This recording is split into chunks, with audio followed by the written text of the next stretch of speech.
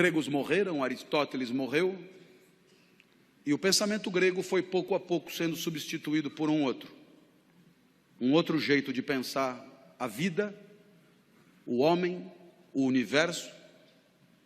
E esse outro jeito também tinha um grande líder, um grande mestre espiritual, chamado Jesus. Jesus nasceu em Nazaré, 350 anos depois de Aristóteles. Aristóteles, você sabe, era grego, estudou na academia de Platão. Jesus era judeu e se formou no judaísmo. Aristóteles tornou-se um subversivo na academia. Jesus tornou-se um subversivo no judaísmo. Jesus disse coisas que ninguém tinha dito antes.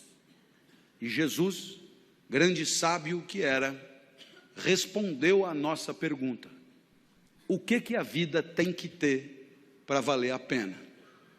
E a resposta de Jesus é impactante até hoje. Por mais que vivamos numa sociedade de cultura cristã, a resposta de Jesus, quando anunciada com clareza, produz extraordinário impacto nos espíritos de quem ouve. O filé mignon da vida, a vida que de fato vale a pena, é a vida assumidamente dedicada ao outro. Isso é absolutamente incrível, sobretudo para nós, acostumados a ouvir que o sucesso da nossa vida tem a ver com o nosso próprio ganho, com a nossa própria riqueza, com o nosso próprio conforto, com o nosso próprio poder. Jesus dirá mais ou menos o contrário. O filé mignon da vida, aquilo que fará de você um vivente feliz, é a entrega, é proporcionar, é alavancar, é permitir que o outro viva melhor do que viveria se você não existisse. É permitir que o outro sorria o sorriso que, se você não fosse, ele não sorriria. É permitir que o outro sinta a alegria que, se você não estivesse, ele não sentiria. E aí sim, você terá vivido vida boa, vida que valeu a pena. Lição de Jesus. Bem, os exemplos podem ir ao infinito. Basta que alguém que você ame fique doente, para que você gaste num único cheque tudo que tinha guardado para si. E aí você descobre rápido o que vale mesmo na hora de viver. A minha filha Natália é a mais nova dos meus filhos, tem 13 anos hoje. Quando tinha 4, foi acometida de gravíssima doença, rara no Ocidente. Síndrome de Kawasaki, um vírus letal. Funciona mais ou menos assim. Esse vírus só aparece em crianças de 4 a 6 anos. Esse vírus, se desincubar, mata a criança na hora. Mas tem uma vantagem. Se ele não desincubar por 2 anos, ele acaba morrendo. E a criança está definitivamente curada. 2 anos só, 2 anos esperando. Eu olhava para minha filha na UTI e eu me dizia: por que não troca? Eu fico no lugar. A vantagem é óbvia. Eu fico aqui e a criança fica livre disso. Como não estava dando certo, eu fiz proposta irrecusável. Pegue 20 crianças com isso. Ponha os 20 bichos em mim e liberte as 20 crianças. Agora a vantagem é mais do que óbvia. Não esqueça de pôr a minha filha no meio. Bem, pensando assim, eu aprendi coisas sobre mim. Coisas que eu não sabia. Eu aprendi que para mim a vida não era o bem de maior valor. Continuar vivo não era o mais importante. Porque se fosse o mais importante, eu não trocaria. Se fosse o mais importante, eu jamais faria aquela proposta. Então, naquele momento, eu aprendi que havia alguma coisa que valia mais do que continuar vivo. Eu aprendi, então, a maior lição de Jesus de Nazaré. A maior lição. O que mais vale na vida, o filé mignon da vida. Eu aprendi que o amor vale mais do que a própria vida. Por isso propunha a troca.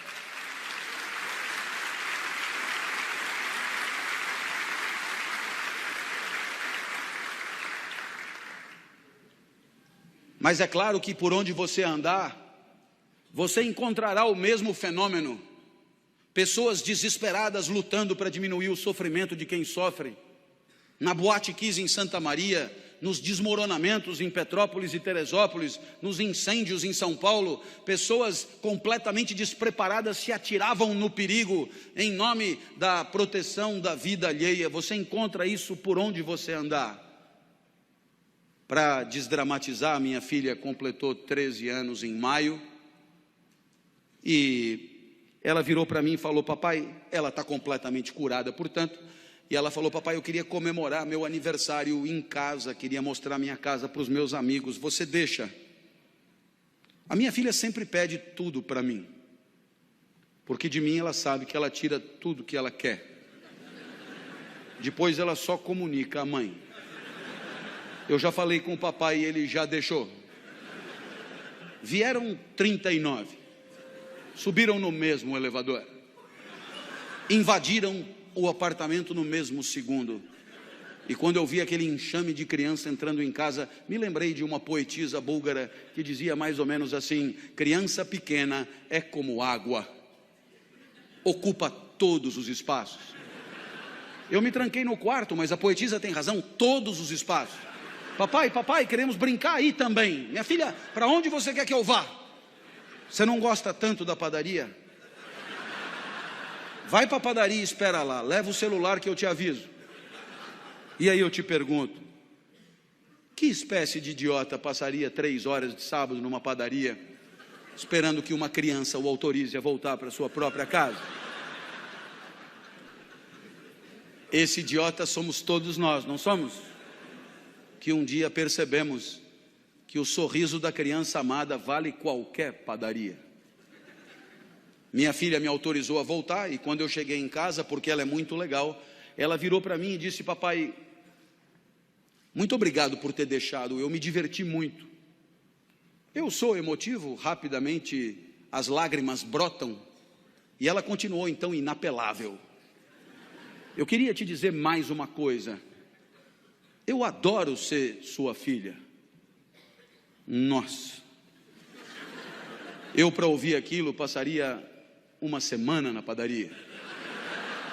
Eu acho que eu abriria uma padaria.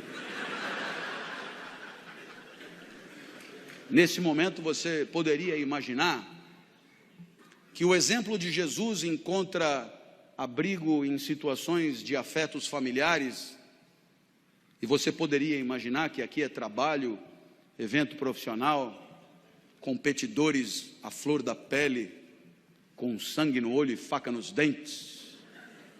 A lição de Jesus não encontraria lugar aqui. Eu tendo a discordar. Há 30 anos, como professor universitário, me perguntam por que escolhi essa profissão. E eu costumo brincar dizendo que Jesus explica.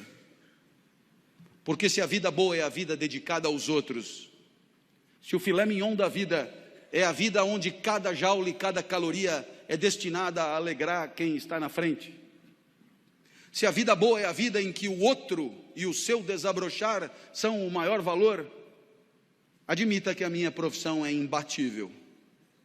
Tudo é pelo aluno, é para o aluno, é em função do aluno.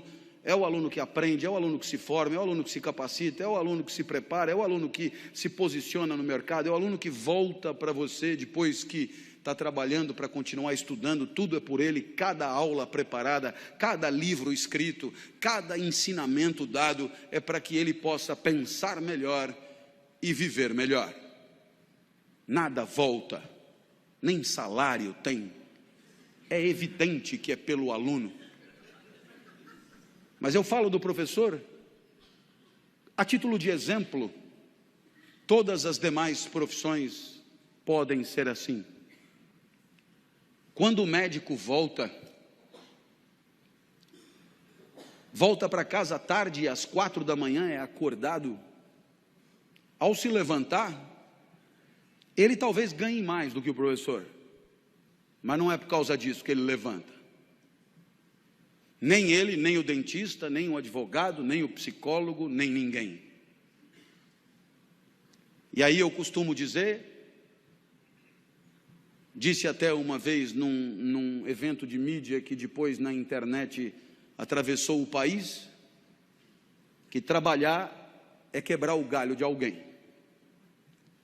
Trabalhar é quebrar o galho de alguém com conhecimento de causa. Trabalhar é quebrar o galho de alguém com formação.